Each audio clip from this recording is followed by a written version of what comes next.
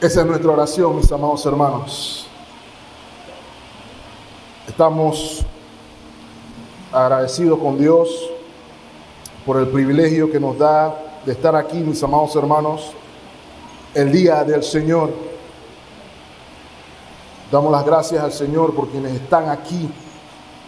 Particularmente damos las gracias al Señor por ver a Francesca aquí. Dios te bendiga. Seguimos orando porque el Señor abra puertas. Hoy particularmente, hermanos, rogamos que el Señor nos conceda salvación por su palabra, un mayor amor por Cristo, por su palabra, y que en virtud de ese mayor amor por Cristo tengamos un mayor corazón de consagración conforme a su palabra. Y como pudieron ver, vamos a continuar nuestra serie en el libro de Apocalipsis. Y mis amados hermanos, no sé para ustedes, pero me he encontrado particularmente edificado y esperanzado en lo que hemos estado viendo hasta aquí, en 13 semanas. Esta sería la semana 14ª en lo que hemos podido entrar en este precioso libro. Para mí ha sido una realidad lo que dice Apocalipsis 1:3, de que son bienaventurados los que leen y oyen las palabras de esta profecía. Y no solo la leen y la oyen, sino que guardan las cosas que están escritas, porque el tiempo está cercano. Y una de las razones por la cual esta es una bienaventuranza para todos, o debería ser para todos una bienaventuranza, es que nuestro Señor Jesucristo le está dando a través de este libro a la iglesia una nueva perspectiva de la realidad del mundo en el que viven, una nueva perspectiva de lo que es la historia. Él no nos quiere especulando con nuestras existencias, sino que nos quiere dar certezas. Pude ver esta semana un meme que es muy apropiado para lo que estoy tratando de decir. Hay un cuadro donde hay una persona, hay dos personas en el cuadro, una a la derecha y una a la izquierda. Están de espaldas el uno del otro. Y el que está a la izquierda está mirando la televisión y el que está a la derecha está leyendo la Biblia. La pregunta que está al fondo del cuadro es simple: ¿dónde miras lo que está pasando? Esa es la pregunta, sencilla. Y la persona de la izquierda que está mirando la televisión grita en exclamación: estamos perdidos. Y la persona a la derecha que está leyendo la Biblia grita en exclamación: estamos salvados. Ese es el punto del libro de Apocalipsis, que usted tenga la perspectiva correcta del mundo en el que vive, no que no esté marcado por los noticieros ni por la televisión, sino que esté informado por la palabra inerrante de nuestro Señor Jesucristo. Esta es la certeza que transmite Apocalipsis. El Señor nos quiere seguros. Y todo esto es relevante cuando nos encontramos viendo estos 3 ciclos de juicio que vemos en el Apocalipsis. Recuerden, mis amados hermanos, nos encontramos delante del trono, donde el rey vencedor, aquí descrito como el Cordero, está rompiendo o abriendo 7 sellos del libro. El libro que contiene la historia completa de la redención, la historia completa que abarca inclusive hasta su consumación y los juicios que propician dicha consumación y que dan inicio a una nueva creación. Este libro nos permite ver tanto el propósito, el valor en detalle de la vida cristiana. Nos permite sentirnos agradecidos con Dios porque nuestra vida tiene propósito. Y también nos muestra el justo juicio de Dios a los que son incrédulos a lo largo de todo el periodo hasta que todo es consumado. Ahora, mis amados hermanos, los primeros 4 juicios, con la apertura de los primeros 4 sellos, representados por los primeros 4 jinetes, tienen un impacto universal, global. Sin embargo, quiero que noten, mis amados hermanos, que las acciones de los jinetes no solamente afectan a los incrédulos o a los paganos, sino que afectan particularmente al pueblo de Dios. Los efectos del caballo rojo, con su jinete, con la espada, tasajeando a gente a diestra y a siniestra, incluye también a los cristianos que sufren hostilidad y persecución. Sin embargo, mis amados hermanos, el Señor quiere que sus iglesias, representadas por las 7 iglesias del Apocalipsis, las de Asia Menor, consideren sus dificultades, sus pruebas, su sufrimiento a la luz de 2 realidades. La primera, que el sufrimiento es parte del desarrollo del plan de redención soberano de Dios. Es la primera que el Señor quiere que sepamos. Toda agonía, todo dolor, todo sufrimiento que encontramos en este mundo, particularmente aquellos que servimos a Cristo, juegan un rol en el desarrollo del plan de redención. Y lo segundo que el Señor nos quiere afirmar aquí es que comprendamos de una vez por todas que nuestro sufrimiento no es en vano y que ese sufrimiento será vindicado por Cristo Jesús. Eso es lo relevante del 5º y del 6º sello, mis amados hermanos. Y lo considero particularmente relevante, mis amados hermanos, porque vivimos en una cultura afectada por el humanismo. El humanismo es la ideología en la cual el hombre es el fin de todas las cosas. Bajo esa prerrogativa, la doctrina de la prosperidad es popular, porque todo existe para que tú seas popular, rico y famoso. Bajo esa prerrogativa, el concepto de un cristianismo donde tú no eres cabeza, donde eres cabeza, no cola, es popular, porque el hombre se vuelve el fin de todas las cosas. Sin embargo, las Escrituras nos van a enseñar, desde Génesis hasta Apocalipsis, que el fin, el propósito de todas las cosas es la gloria de Dios, y que los propósitos humanos deben estar alineados con los propósitos divinos para que encuentren valor. La prerrogativa o la tesis esta mañana sería la siguiente: el 5º y el 6º sello nos revelan que Cristo garantiza, certifica tanto el descanso como la vindicación de aquellos a quienes por la gracia de Dios están dispuestos a vivir o morir por la palabra de Dios y el testimonio de Cristo. En un mundo humanista, este mensaje no es popular porque no nos gusta el sufrimiento.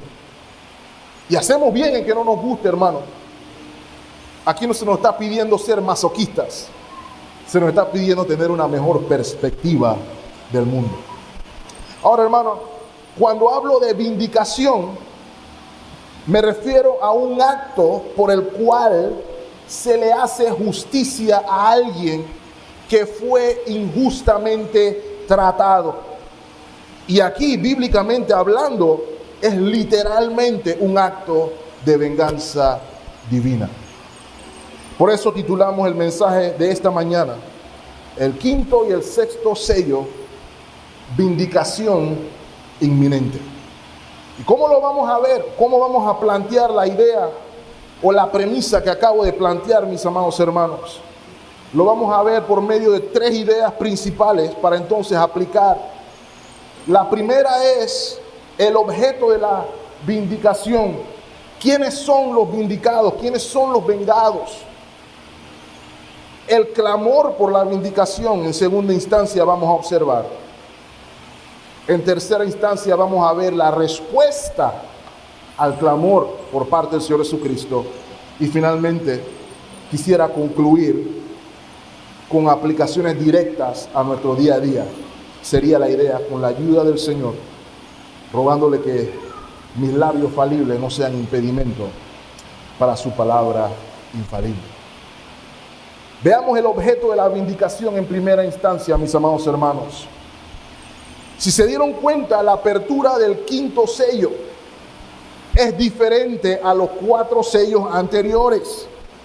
No vemos participación alguna de los 4 seres vivientes, sino que la atención se nos apunta a quienes son objeto de la vindicación divina. Versículo 9. Cuando abrió el Cordero el 5º sello, vi bajo el altar las almas de los que habían sido muertos por causa de la palabra de Dios y por el testimonio que tenían. Así que se nos informa inmediatamente, son almas, son personas que habían muerto, y se nos da la razón. Es muy importante que entendamos la razón de su muerte.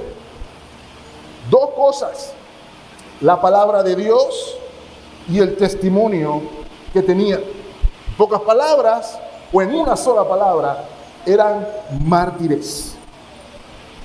Inmediatamente usted y yo podemos ver que este pasaje se aplica a las iglesias que hemos estado viendo a lo largo del libro, ¿cierto? Porque todas estas 7 iglesias, de alguna manera u otra, estaban sufriendo opresión por la palabra de Dios y por el testimonio de Jesucristo. Acompáñenme a capítulo 1, versículo 9, lo recordarán, ¿cierto? Juan se introduce diciendo: yo, Juan, su hermano, y note, copartícipe suyo. ¿En qué cosa, hermano? En la prosperidad, en la gloria, ¿verdad? Ese discurso no encaja aquí. Copartícipe en la tribulación, en el reino y en la paciencia de Jesucristo. Esas son las palabras clave. Estaba en la isla de Patmos haciendo una conferencia. No, estaba precisamente por causa de la palabra de Dios y el testimonio de Jesucristo. Ya los hermanos vivían en tribulación. Esa tribulación ya les daba la verdadera gloria, que es ser partícipes de los sufrimientos de Cristo en unión con Él.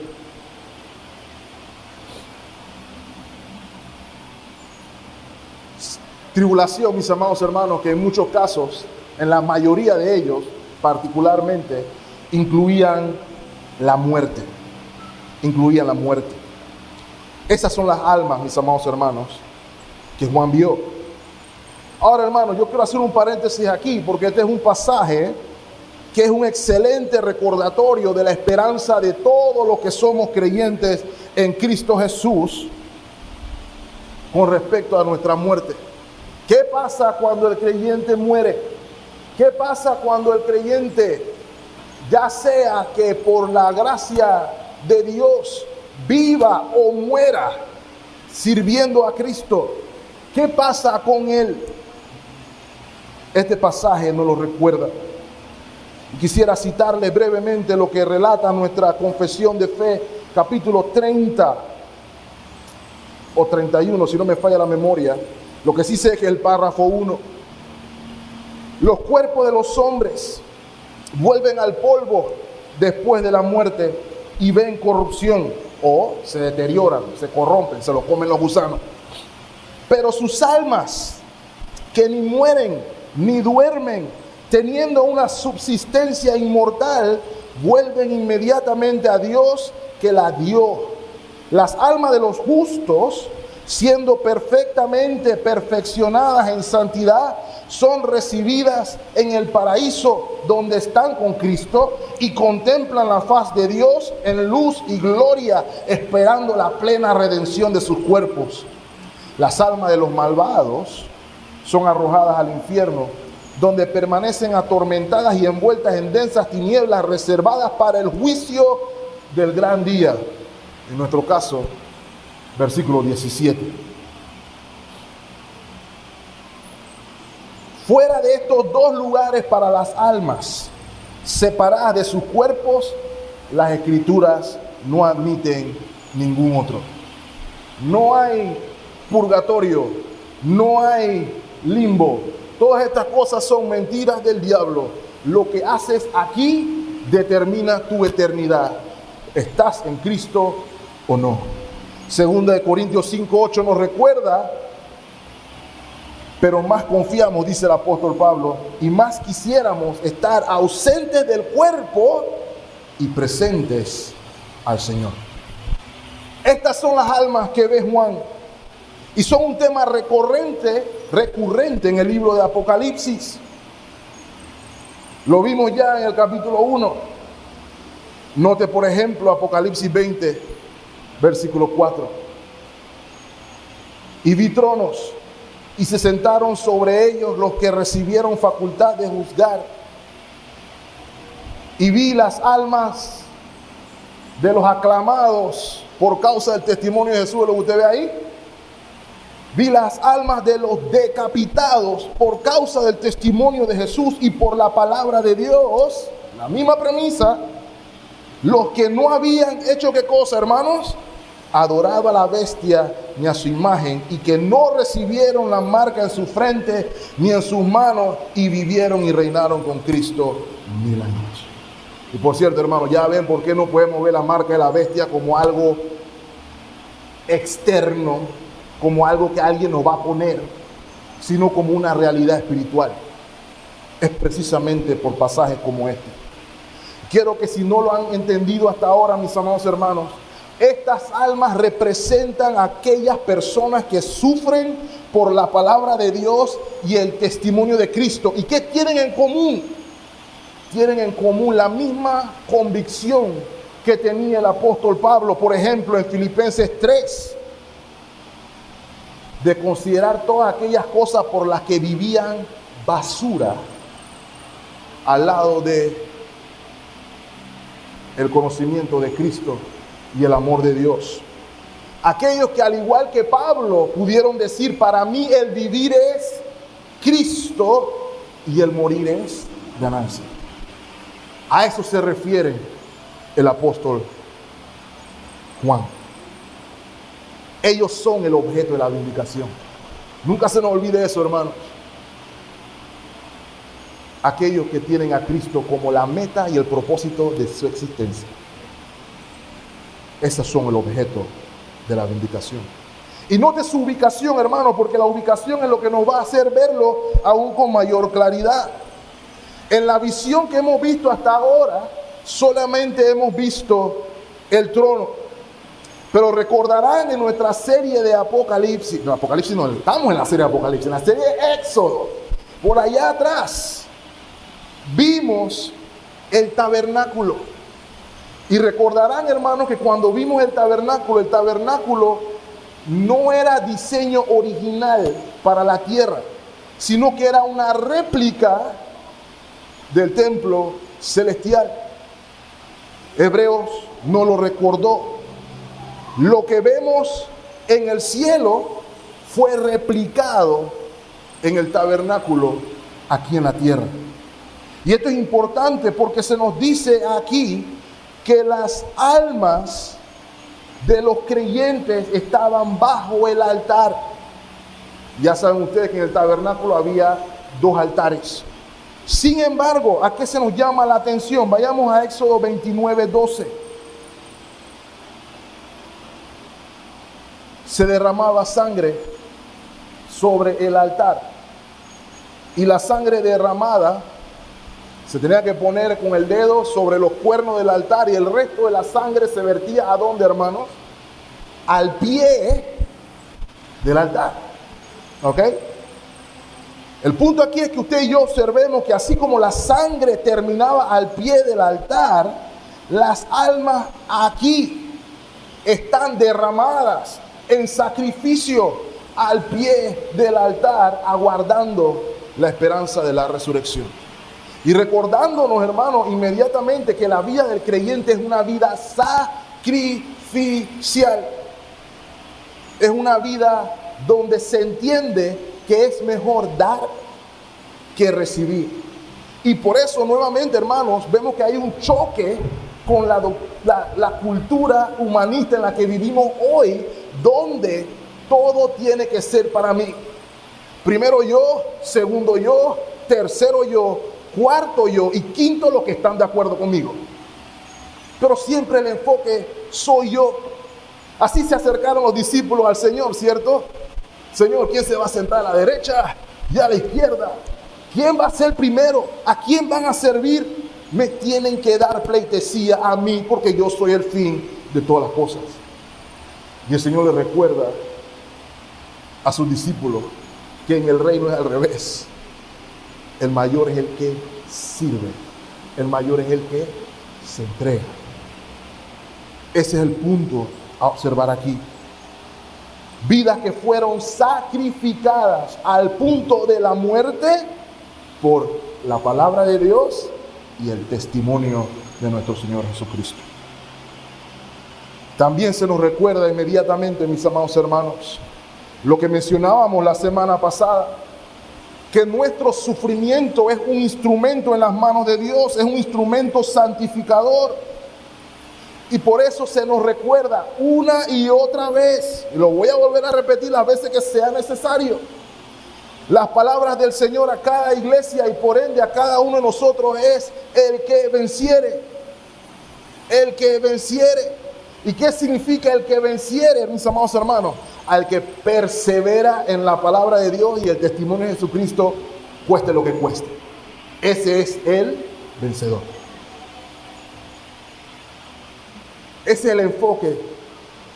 Y a veces nos distraemos en otro tipo de enfoque. Cuando decimos vencer no es pisarle la cabeza al diablo, eso nadie lo ha hecho jamás, solo Cristo. Pero cuando hablamos de vencer como cristianos, mis amados hermanos, la verdadera batalla espiritual es la lucha que tenemos con el mundo, Satanás y nuestra propia carne, porque no perseveremos en la palabra y en el testimonio de Cristo. Es lo que nos compete entender, mis amados hermanos. La vida de los creyentes, mis amados hermanos, los que perseveran por la gracia de Dios, en dependencia del Espíritu Santo, por la fe,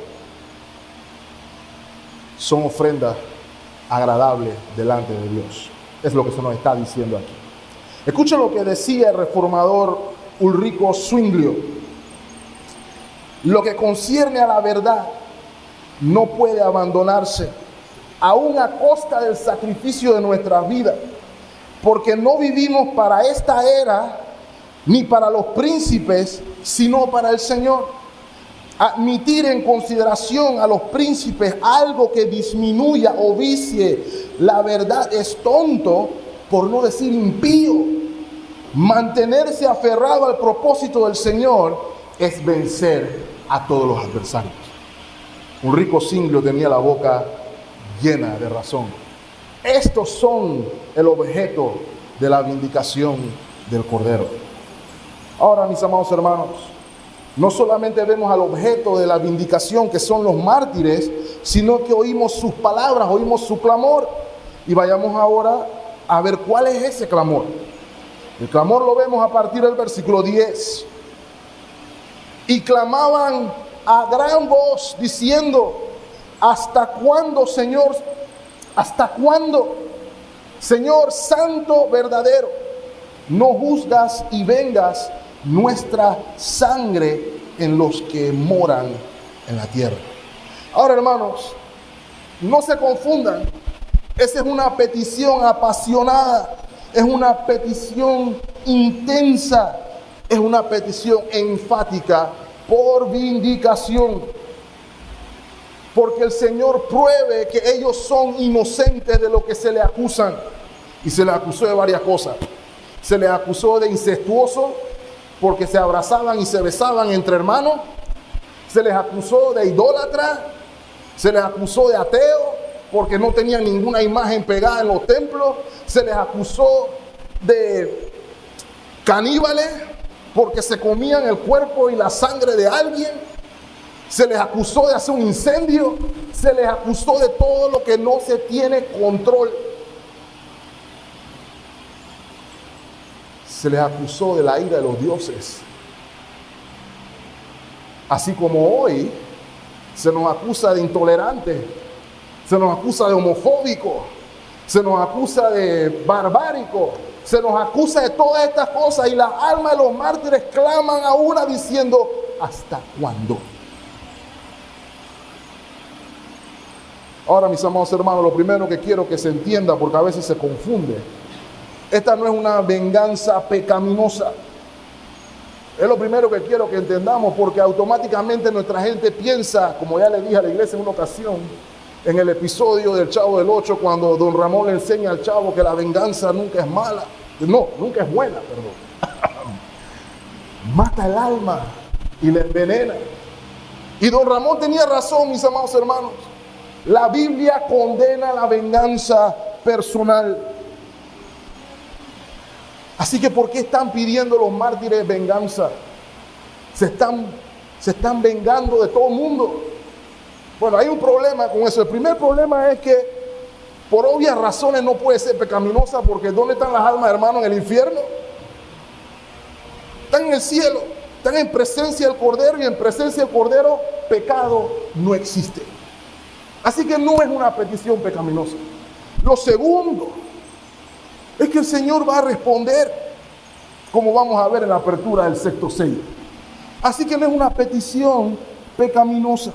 Sin embargo, antes de explicar por qué no lo es, sí es importante recordar que nosotros sufrimos de un problema de venganza personal aquí en la tierra. Y recordar que la venganza personal no es aprobada por las Sagradas Escrituras. Lo que el Señor nos exhorta, por el contrario, es a no pagar mal por mal, a amar a nuestros enemigos, a perdonar a quienes nos ofenden. Eso es lo que se nos llama a nosotros que estamos debajo del sol. Es importante que podamos entenderlo. Decía el puritano John Flavel, y creo que es una exhortación válida: por medio de la venganza solo satisfarás un deseo pecaminoso, pero mediante el perdón podrás conquistarlo. Por ende, hermano, la venganza en la iglesia de Cristo no tiene espacio. Si yo en mi corazón digo, el hermano tal me la hizo, pero arriera somos, no tiene ni que terminar la frase, hermano. Hay que ir al altar en arrepentimiento y fe. Si el vecino puso la música muy alta y me puso trap y música satánica al lado mío, y yo digo, bueno, ahora me la vas a pagar, voy a poner mi tanda de rabito a 2 veces el volumen que él puso, por venganza, también aquí al trono en arrepentimiento y fe, porque a nosotros se nos pide mostrar la otra mejilla. ¿Ok?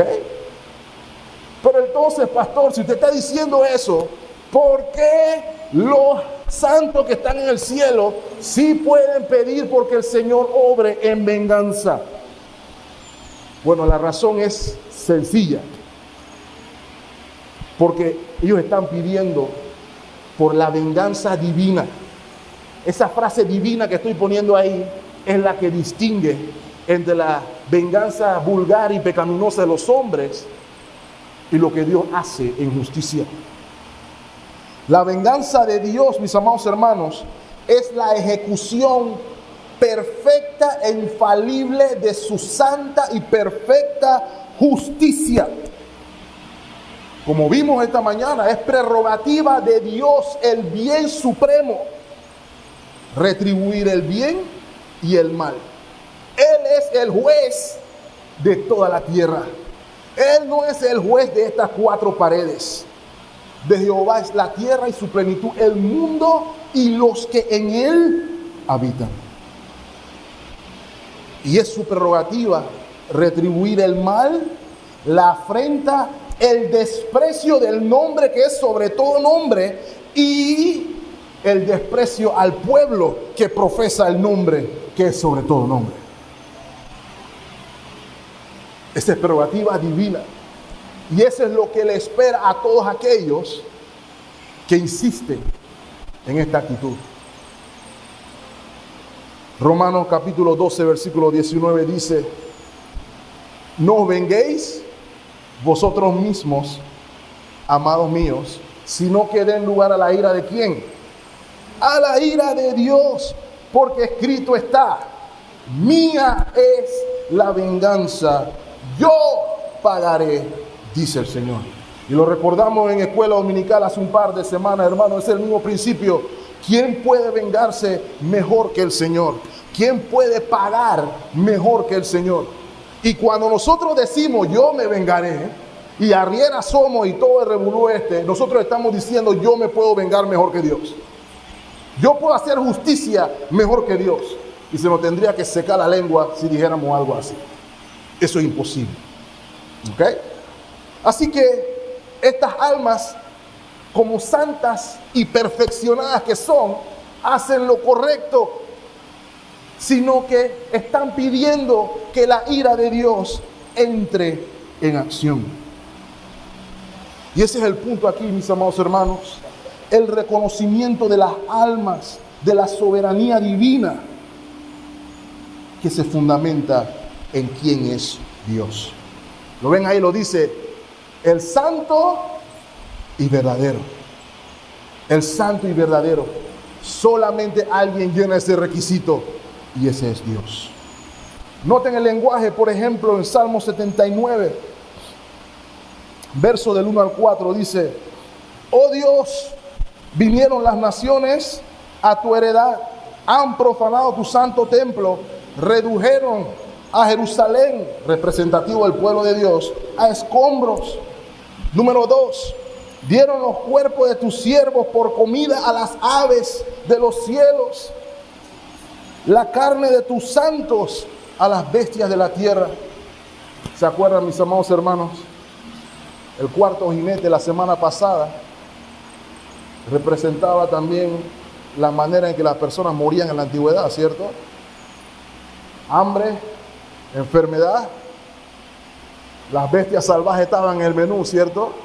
Pero no era necesariamente porque estabas caminando en el bosque y te saltaba el león encima, sino porque uno de los métodos de ejecución era echarte al león, echarte al oso y así sucesivamente. Por eso se está diciendo aquí: derramaron o entregaron como alimento la sangre de los santos, la carne de los santos a las bestias de la tierra.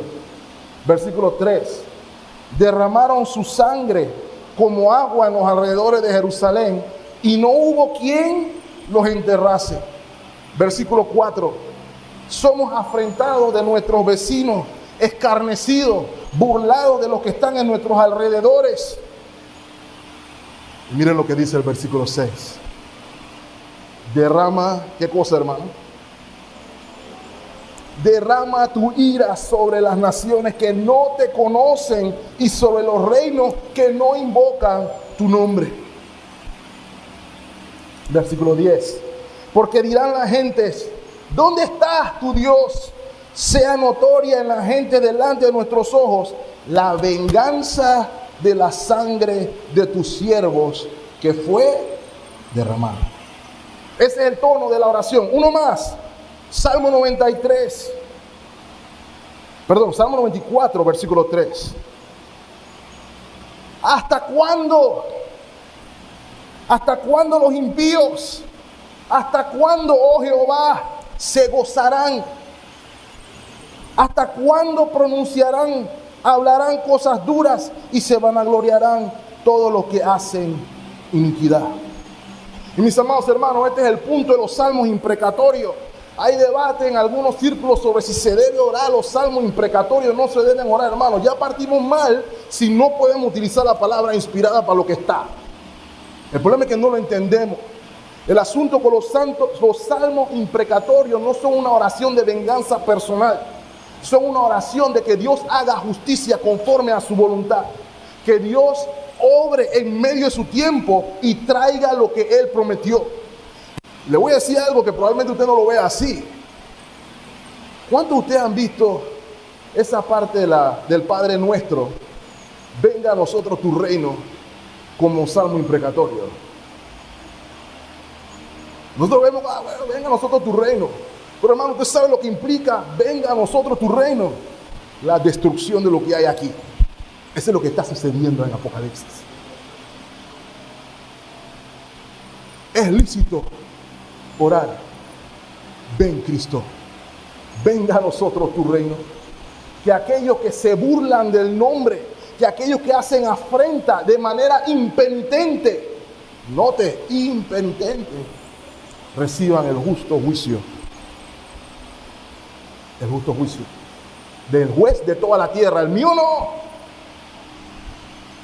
Del juez de toda la tierra. Las almas están alineadas con aquel que es el Rey de gloria. El punto aquí, mis amados hermanos, es que usted y yo debemos orar en alineación con los santos y justos propósitos divinos. Eso es lo que nos enseñan hasta aquí. Ahora, hermanos, no quiero que nos quedemos aquí hasta las 3 de la tarde, pero veamos la respuesta al clamor. Porque usted dirá, bueno, si ese era una mala oración, una oración pecaminosa, el Señor le está diciendo, oiga, ¿qué les pasa? ¿Cómo se le ocurre que van a orar eso? Esa no es la respuesta del Señor, que nos certifica que es una oración válida, legítima y correcta y santa y justa, porque Dios es santo y justo. La respuesta al clamor tiene dos aspectos. Encuentra validación por Cristo, por sus palabras, y encuentra validación por Cristo en la ejecución de la vindicación. Veamos la validación por Cristo por sus palabras. Versículo 11. Y se le dieron vestiduras blancas y se les dijo, descansen un poco de tiempo hasta que se completara el número de sus consiervos y sus hermanos que también iban a ser muertos como ellos. Así que lo primero que vemos, Cristo valida su vida, su testimonio, porque reciben vestiduras blancas. Vestiduras blancas que, como ya hemos visto hasta aquí, son un testimonio, un símbolo de que han o poseen, mejor dicho, la justicia de Cristo. Y aquí particularmente lo describe como los que estaban del lado correcto de la historia. Lo describe como aquellos que tenían razón. Eso es lo que significa que se le haya entregado vestiduras blancas. ¿Recuerdan la iglesia de Sardis? Apocalipsis 3, 4. Pero tienes unas pocas personas en Sardis que no han hecho ¿qué cosa? Que no han manchado sus vestiduras. ¿Qué significaría manchar su vestidura, hermano? ¿Que estaban caminando en el lodo de Sardis? No. Manchamos nuestras vestiduras cuando negamos la palabra de Dios por acción o comisión o omisión, o negamos el testimonio de Cristo. Así se manchan las vestiduras. Y dice el Señor, y andarán conmigo en vestiduras blancas, porque son personas dignas. ¿Lo ven ahí? Versículo 5. El que venciere será vestido de vestiduras blancas, y no borraré el nombre del libro de la vida, y confesaré su nombre delante de mi Padre y delante de sus ángeles. ¿Ven la conexión ahí, mis amados hermanos? Porque si negamos el nombre del Padre o del Hijo delante de los hombres, ¿qué hará el Hijo? Hará lo opuesto a lo que dijo aquí. Nos negaría a nosotros delante del Padre. Así que se le da vestiduras blancas, diciéndoles precisamente: ustedes están del lado correcto de la historia, por la sangre del Cordero y por la fe en Él, ustedes son justos y tienen la razón. Es lo primero. Y lo segundo que se le dice es: descansen, descansen. Y hermanos, la injusticia molesta, ¿cierto? La injusticia nos enoja, tiene que hacerlo, porque hemos sido hechos justos conforme a la imagen de Dios y nos tiene que incomodar, nos tiene que molestar. Sin embargo, mis amados hermanos, tomemos el ejemplo, porque ante la molestia por la injusticia, los santos dicen: ¿hasta cuándo tendremos que vivir en este mundo injusto? ¿Hasta cuándo tendremos que seguir viendo todas estas cosas? Y junto con las ropas blancas se le dice: descansen. Y ahora, mis amados hermanos, ese descanso tiene en mente que usted y yo podamos encontrar confianza en que Dios está en control y que Él sabe cuándo lo hará. Y en virtud de que yo sé que Él está en control, ya yo no estoy sofocado, sino que tengo reposo. Se hará justicia, aunque usted no lo vea en la carne, se hará justicia. Ese es el punto a observar aquí. Tiene la idea de que mi reposo se basa en la confianza en Dios. Y el Señor le está diciendo que hay un tiempo determinado, hay un tiempo decretado por Dios. Por eso se usa el término un poco de tiempo. Y se nos describe qué falta en ese tiempo. Es el tiempo por el que faltan más a que mueran como ustedes. ¿Qué nos dice eso, hermanos? La doctrina de la prosperidad no ha hecho mucho daño, hermanos, porque el Señor le está diciendo a los que estaban allá arriba: vienen más. Y todo eso que vienen más están contados por Cristo. Cristo sabe quiénes son y está en su currículum cristiano sufrir por Cristo. Y ahora toca hacer una pregunta a la congregación: ¿usted quiere estar en ese número? ¿Usted quiere ser contado entre los que faltan? ¿O no? No me lo tienen que responder a mí.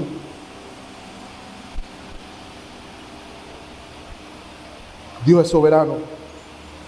Inclusive el sufrimiento que tenemos aquí por vivir por Cristo cumple propósito en el desarrollo del plan de la redención. El ejemplo más corto que se me puede ocurrir, ¿se acuerdan del caso de Esteban? Lo vimos en el estudio de Hechos, ¿cierto? El Señor le dijo a los discípulos que le serían testigos en Jerusalén, Judea, Samaria y hasta lo último de la tierra. Y hasta el momento estaban todos concentrados en Judea, en Jerusalén. ¿Saben a partir de cuándo? ¿Cuál fue el catalizador que hizo que el evangelio saliera de Jerusalén y se fuera a todas las regiones del mundo? El martirio de Esteban. El martirio de Esteban. Luego de que Esteban fue martirizado, se dio una gran persecución que hizo que todo el cuerpo de creyentes fuera disperso por todas las regiones que el Señor había dicho, indicando que el martirio de Esteban fue instrumento de Dios en el plan de desarrollo de la redención. Es lo que se nos está diciendo aquí. Siguiente, hermano. No solamente el Señor muestra que tienen la razón por las vestiduras blancas y el dicho de que descansen un poco de tiempo, sino que Él mismo ejecuta la vindicación. La apertura del sello, el sexto, ilustra cómo se verá o cómo se va a dar dicha vindicación. Lea conmigo el versículo 12. Miré cuando abrió el sexto sello, y he aquí un gran terremoto, y el sol se puso negro como tela de silicio, y la luna se volvió toda como sangre, y las estrellas del cielo cayeron sobre la tierra como la higuera deja caer sus higos cuando es sacudida por un fuerte viento.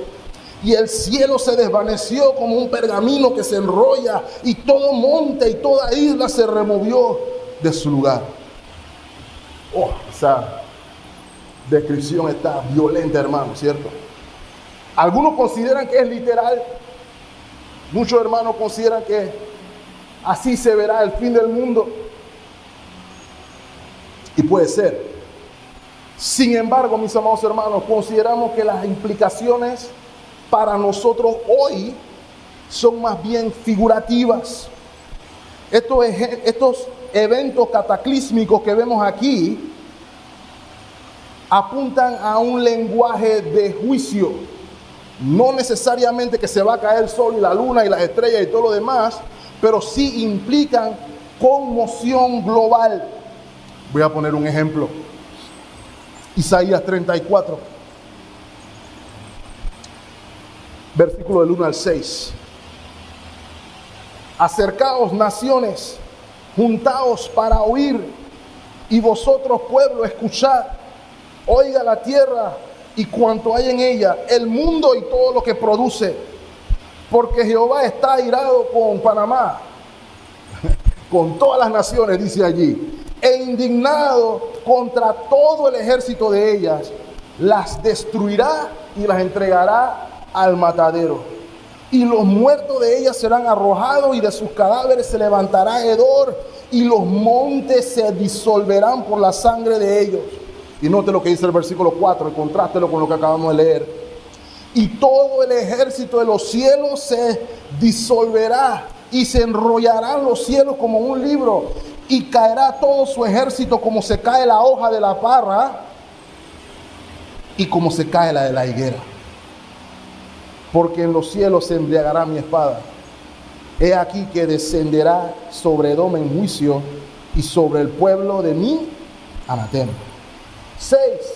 Llena está la sangre de la espada de Jehová, engrasada está de grosura, de sangre de cordero y de machos cabríos, de grosura de riñones, de carneros, porque Jehová tiene sacrificios en Bosra y grande matanza en tierra de Edom. Ahora, mis amados hermanos, ¿por qué tomé tiempo para leer esto?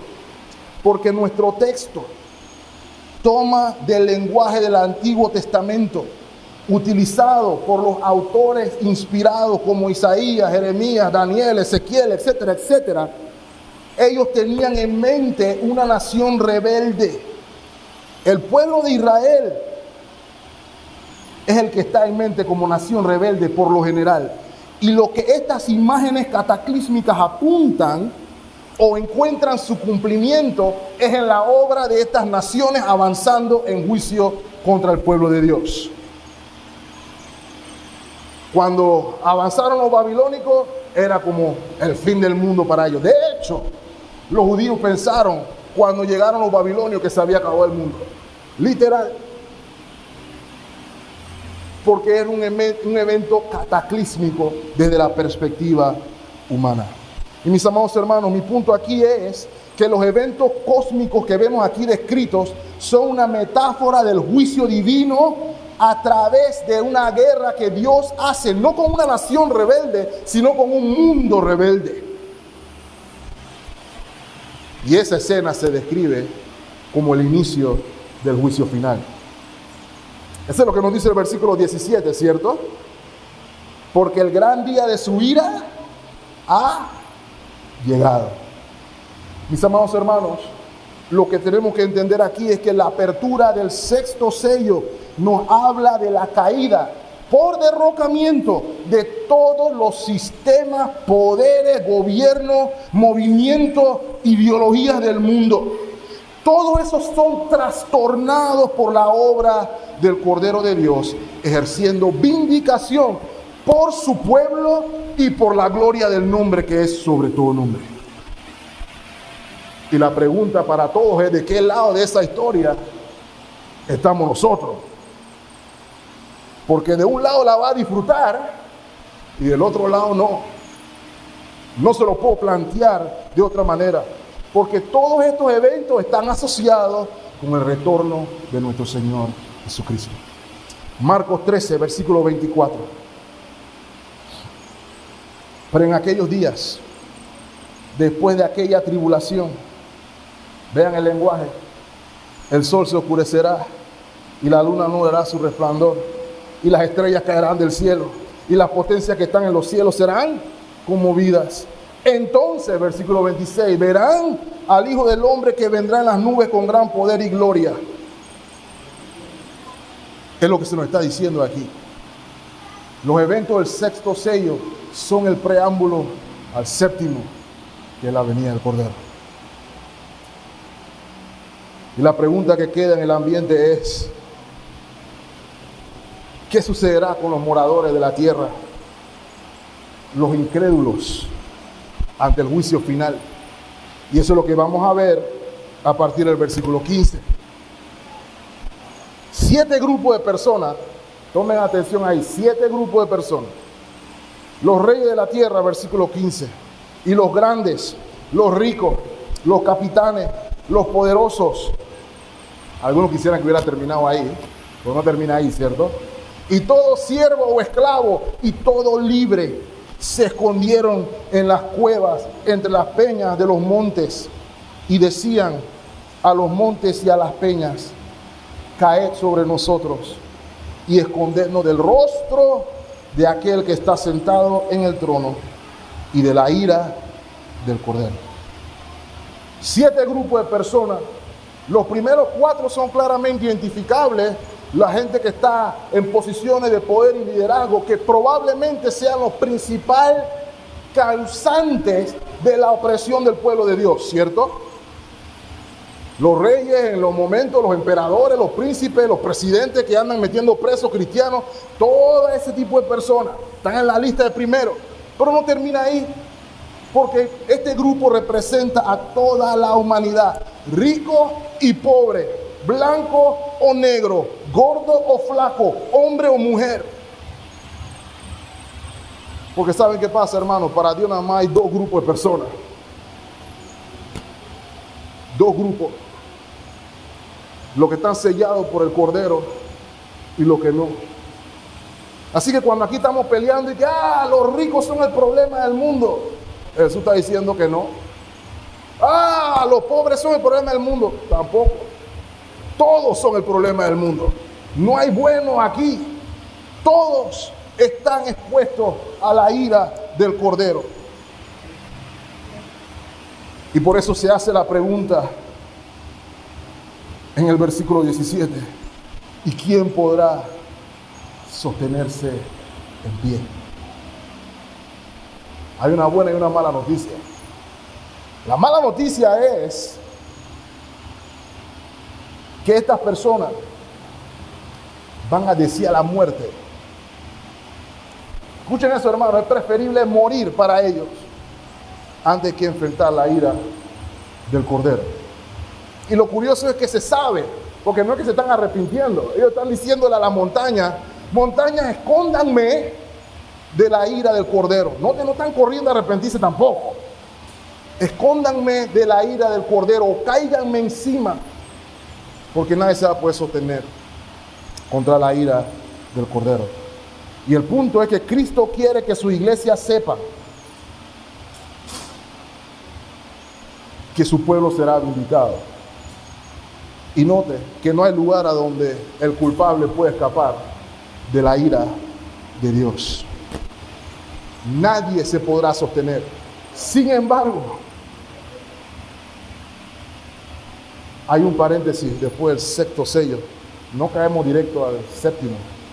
Y en el paréntesis vamos a ver que aquellos que pueden sostenerse contra la ira son aquellos que no sufren la ira del Cordero, porque han recibido precisamente las túnicas blancas.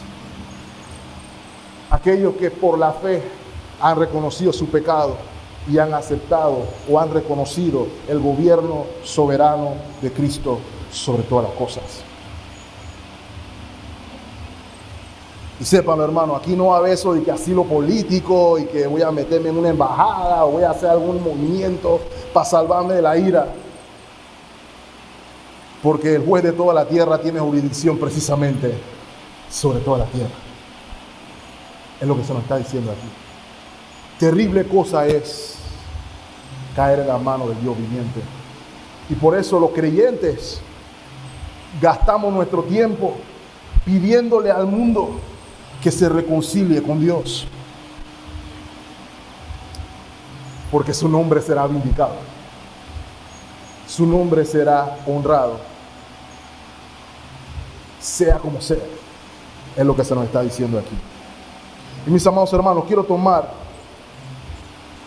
los últimos minutos para aplicarlo, porque nada nos sirve entender los sellos si no lo podemos aplicar. La primera aplicación o la primera pregunta que tenemos que hacernos al meditar en lo que estos sellos revelan con respecto a la vindicación del pueblo de Dios es hacernos la pregunta: ¿a qué pueblo pertenece? O eres pueblo de Dios o eres morador de la tierra. Y recuerden, hermanos, hablamos la semana pasada de que para los que son hijos de Dios, todas las cosas ayudan a bien a los que conforme a su propósito son llamados. El sexto sello y el quinto sello nos muestran la otra cara de la moneda. Nos muestran otra realidad. Nos muestran la realidad de que debajo del sol hay otra ciudadanía. Hay otra ciudadanía donde hay un grupo de personas que están comprometidas con la misma. Los creyentes tienen su ciudadanía en los cielos, dice Filipenses 3. Nosotros anhelamos la ciudad que no está hecha de manos, dice la Escritura. Pero los del otro grupo consideran este sistema, este mundo, la fama, el poder, el dinero, el sexo, la gratificación, el abuso, todas estas cosas lo consideran su hogar, lo consideran placentero, de hecho hasta lo adoran. Aquellos que tienen su perspectiva por debajo del sol llaman a esto que está aquí hogar. Y si tú llamas a esto aquí hogar, permíteme citarte la palabra del apóstol Juan precisamente. Primera de Juan capítulo 2 versículo 16. Porque todo lo que hay en el mundo, los deseos de la carne, los deseos de los ojos, la vanagloria de la vida, no provienen del Padre, sino que provienen del mundo. Y note lo que dice el versículo 17. Y el mundo pasa y sus deseos, pero el que hace la voluntad de Dios permanece para siempre. ¿En cuál de los dos pueblos estás? Es la primera pregunta que tenemos que hacernos. ¿Estás entre los vindicados o estás entre los del versículo 15 y 16? Lo segundo, mis amados hermanos, quisiera llamar su atención a la santa convicción de los mártires y rogamos al Señor que nos dé la misma convicción a los mártires. Una fe que es capaz de ver por encima del sol. Una fe por la cual podemos decir que vivir es Cristo y morir es ganancia. Que todo lo que el mundo ofrece es basura, como dice el apóstol Pablo, al lado del conocimiento del amor de Cristo y de la excelencia del conocimiento del Hijo de Dios. Esa debe ser nuestra convicción. Solamente personas así van a los leones reídos. Solamente personas así van a la hoguera, como hemos leído citando frases. Hay dos hermanos, se me escapan los nombres. En Inglaterra los tenían en la estaca, ya estaban echándole querosín, iban a quemarlos vivos, hermanos. Y uno le dice al otro: hey, hermano, no te preocupes. Primeramente, hermano, yo no sé si yo hubiera podido decir eso. Yo no sé si hubiera podido decir eso. Pero no está diciendo el que está al lado, cuando está viendo que le van a prender candela: hey, tranquilo. El fuego que se va a prender aquí con nuestras vidas no es comparable con lo que se va a arder aquí ahora. Y así murieron, hermanos. La única manera de que usted viva o muera por Cristo es si tiene una convicción que es por encima del sol. Y que nos alejemos del concepto humanista del mundo, de que el éxito es que todo salga color de rosa y que todo salga bien. Ese cristianismo donde hay arcoíris por todos lados y que no hay ningún problema, que cae oro del cielo, que la iglesia no tiene problema económico, que no hay problema de disciplina, eso no es real. ¿Saben cuál es la realidad, hermano? Si esta iglesia, con sus virtudes y defectos, dependiendo de Dios para vida eterna, no caigamos en el engaño del humanismo, mis amados hermanos. Decía John Piper, el éxito no es evitar el sufrimiento, sino ser agradecido y gozoso en medio del sufrimiento. Ahí está el verdadero éxito.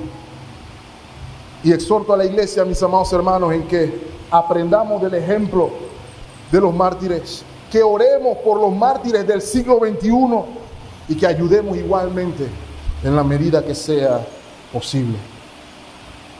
Una cosa más, hermano, y disculpe que me extienda. Este es un recordatorio también de que usted y yo no vivimos para nosotros mismos. Nunca se nos deben olvidar las palabras del Señor Jesús en Mateo 16, 24. Entonces Jesús dijo a sus discípulos, si alguno quiere venir en pos de mí, tres cosas: niéguese a sí mismo, tome su cruz y sígame. Esa es la palabra del Señor. Negarse a uno mismo significa literalmente que mis propósitos y mis sueños y mis anhelos cambiaron, porque ahora mis propósitos y mis anhelos son los de Cristo. Mis propósitos son los de Cristo, mis intereses son los de Cristo, mi voluntad es la de Cristo. Y mi cruz es el sufrimiento que está ligado a todo sufrimiento y desprecio que viene por la causa de la cruz. Todo desprecio ligado, todo sufrimiento ligado a la unión por Cristo. Y usted dirá, bueno, gracias a Dios nosotros no tenemos problema con los islamistas, no tenemos problema con este grupo, aquí nos está persiguiendo. No obstante, hay que recordar que no solamente se restringe al Islam o a los norcoreanos o a cualquier país que oprime a los cristianos. Mateo 10, 34. No penséis que he venido para traer paz a la tierra. No he venido para traer paz, sino espada. Porque he venido a traer disensión al hombre contra su padre, a la hija contra su madre y a la nuera contra su suegra. Y los enemigos del hombre serán los de su casa. ¿Y qué significa eso? Versículo 37. El que ama a padre o a madre más que a mí, no es digno de mí, dice el Señor. El que ama a hijo o hija más que a mí, no es digno de mí. Eso quiere decir que si mi familia no quiere ir en pos de Cristo, iré solo. Eso quiere decir que si mi esposa no quiere ir en pos de Cristo, iré solo. Eso quiere decir que si tu esposo no va en pos de Cristo, va sola. Porque el vivir es Cristo. El que haya su vida la perderá, y el que pierde su vida por causa de mí la hallará. Y cierro con esto. 2 Corintios 5, 14. El amor de Cristo nos constriñe, pensando esto, que si uno murió por todos, luego todos murieron, y por todos murió, para que los que viven ya no vivan para sí, sino para aquel que murió y resucitó por él. ¿Qué quiere decir que el amor de Cristo nos constriñe? Suena como que se nos da constipación. Eso no es lo que quiere decir eso. Que el amor de Cristo nos constriña significa que nos impulsa, nos motiva, nos controla, nos guía. El amor de Cristo es el combustible para vivir por Él y para Él. Para vivir o morir por Él. ¿Se acuerdan del corito? Y si vivimos, para Él vivimos. Y si morimos, para Él morimos. Sea que vivamos o sea que muramos. No hay diferencia. somos del Señor. Decía Matthew Henry, no debemos hacer de nosotros la finalidad de nuestra vida y acciones, sino a Cristo. La vida del cristiano debe ser dedicada a Cristo. Y decía Matthew Henry, ay, cuánto muestran la nulidad de la fe y del amor que profesan, viviendo para sí mismos y para el mundo. Vivir es Cristo. Y ese es el llamado que tenemos, mis amados hermanos, a perseverar en la palabra y en el testimonio de Cristo. Porque como dice 1 Corintios 15, estemos firmes y constantes, sabiendo que nuestro trabajo en el Señor no es en vano. Por eso podemos seguir creciendo en la obra del Señor. Porque Él gobierna. Tu vida no es en vano si estás viviendo por y para Cristo. Señor le bendiga ricamente, mis amados hermanos. Estemos orando. Señor, gracias por recordarnos que en virtud de tu muerte, nosotros que estábamos muertos hemos vivido. Pero vivimos para morir, vivimos para vivir por ti y para ti, con la certeza de que lo que el mundo ofrece no se compara con la gloria venidera y que se hará justicia por aquellos que rechazan al Cordero y a su esposa. Ayúdanos a vivir conforme a las realidades aquí planteadas. Danos la fe necesaria para ver por encima del sol.